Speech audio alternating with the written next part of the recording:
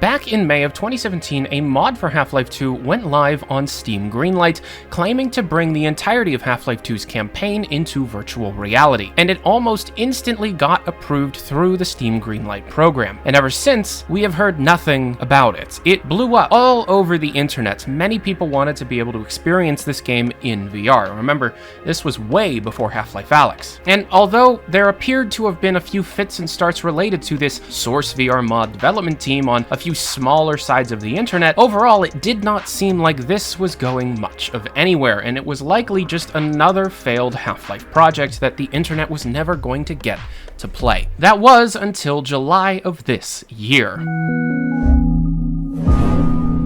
I like TNG the best. What about you? I've seen TNG I think 3 times. Data's the best, Riker's a dickhead. Today we're sponsored by Star Trek Fleet Command, a free-to-play mobile game on iOS and Android. It's an open world strategic MMO where you can send out away teams, see your story, complete battle passes, and receive Star Trek universe narrative arcs. You can form alliances and battle alongside allies across many different alliances and allegiances within the Star Trek universe. You have faction reputations within different allegiances. You can craft your own ship, and you can actually unlock iconic models such as the Enterprise. You can upgrade your space programs themselves. You can research a wide range of different skill trees and specialization tracks. You can check out my link down in the description below to download Star Trek Fleet Command for free on iOS and Android. Thank you very much to Star Trek Fleet Command for sponsoring this video. After many years in development, and actually quite a long time in hiatus, the Half-Life 2 virtual reality project is back in full swing with some of the most respected VR conversion modders out there working at its helm, including Dr. Beef, the creator of every single major Oculus Quest 2 recreation of old first-person shooters, such as Quest Z Doom, Half-Life 1, and even Doom 3. With this person now on the team, and with the entirety of the backends being rewritten almost from scratch, it seems as if this game is finally getting its footing. Seen on the Flat Screen to VR modding Discord, an announcement post related to Half-Life 2 VR was made on July 29th, 2021. Quote, "A few years ago, Valve greenlit the Half-Life 2 VR project, gave the team access to the game's full low-level source code and other resources. Sadly, after a bit of work was done, the lead developer was hired by Rockstar and left the project to mostly die. A couple of weeks ago, Dr. Beef and Cannibalistic stepped up to see how they could revitalize the project and get it out the door. The goal has been to make sense of the existing work the previous team had done,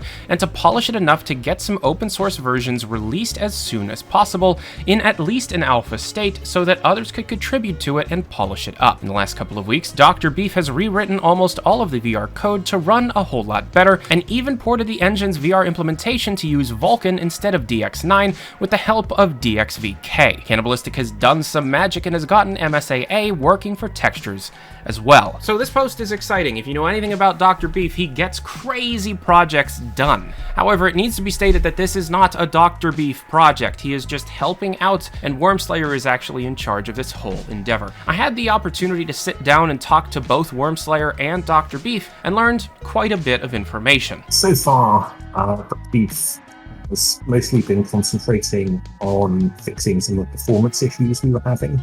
He's basically rewritten the whole DX9 VR API bridge thing. He has also been flirting with like the game code and stuff. I know he was kind of poking around at the airboat the other day, seeing if he could do anything to make that less of a vomit fest. Cabalistic, he's been working on the weapon handling code, trying to fix up some of the issues that remain with that. Even though this is being written from scratch, the speed at which this is taking place is surprising, and we'll likely see at least some form of early access alpha build within the foreseeable future. There was this weird situation where we kind of half moved over to the CSGO branch of the engine, finding, or rather getting source engine licenses countersigned by Valve has been a kind of long, slow process. So we've kind of abandoned that and we've gone back to the 2013 branch again, because that does not require source engine licenses and NDAs and stuff. Yeah, I mean, it's seen more advances and activity in the last few months than in the last couple of years, really. Dr. Beef himself is not in charge, but instead he has been taking a look at the source code of this project that has changed hands at least 12 times between different lead programmers, and has effectively tried to make sense of what the original intentions were and and rewriting things from scratch wherever needed. At the same time, new artists are starting to help out due to the project's revitalization in the public eye, and have created a significant amount of new assets for this project. That said, this is still predominantly Half-Life 2. There are no intentions by the development team to change up anything significantly from what Valve intended with Half-Life 2 originally. Instead, the majority of this project is to tidy things up so that upon closer inspection in virtual reality, things won't seem as dated. I always wanted the game to be like as faithful as possible to the original Half-Life 2. I didn't want to add loads of weird, new, different things. Keep your eyes open for some kind of janky beta release that you can at least actually play through Half-Life with. That's the plan. If you want to get something out that you can at least play, even if it's missing some of the nice features that we want. Yeah, we would be able to finally actually play it. And of course, everything you have been looking at has been supplied to me exclusively through the development team, so thank you to you guys. Half-Life 2 VR is still a while away. However, it is much closer now than it ever has been before, thanks to some of the talented developers that we have seen in the community. Dr. Beef's previous ports, again, such as Return to Castle Wolfenstein, Half-Life 1, Quake, Quake 2, GZ Doom, and of course Doom 3 are insane, so having people like him on this project will likely result in it finally getting finished within the foreseeable future. Anyways, thank you very much for watching. I'm Tyler McVicker, and I hope you have a good day. Adios.